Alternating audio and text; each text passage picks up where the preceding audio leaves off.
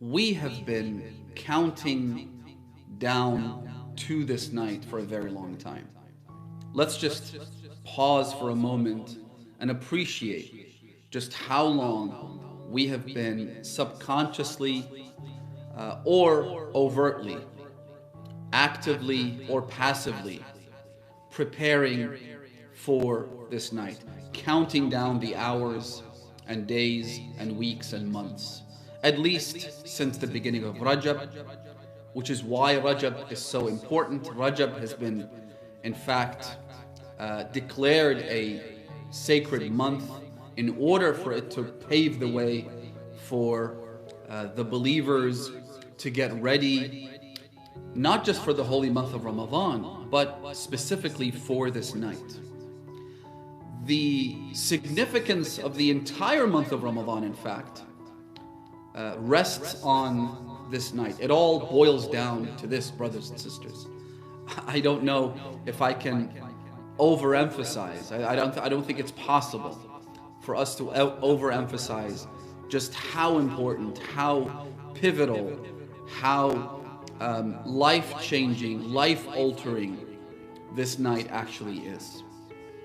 And so that's just something to keep in mind, that you have been doing everything you can to maximize the benefits of the months of Rajab, Sha'ban, and since the beginning of the holy month of Ramadan, specifically for this night. So if you feel lethargic, if you feel in any way exhausted or tired, or just not in the mood, or spiritually withdrawn, or whatever it is you want to call it, just remind yourself that you have been counting down to these precious few hours this whole time.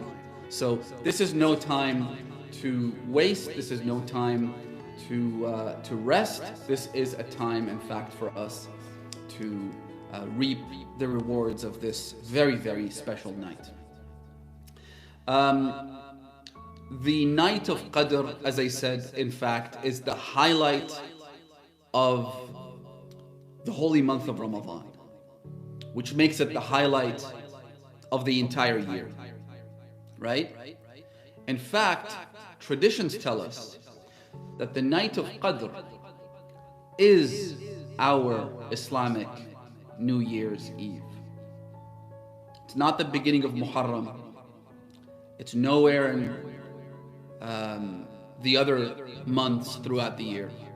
It is, in fact, the spiritual beginning and end of our year.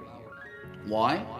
Because Allah subhanahu wa ta'ala will determine our destiny for the next year on this night, which makes it just so incredibly momentous and important. When it comes to our religion, this in fact is the beginning of the year for us, and it's the end of the year.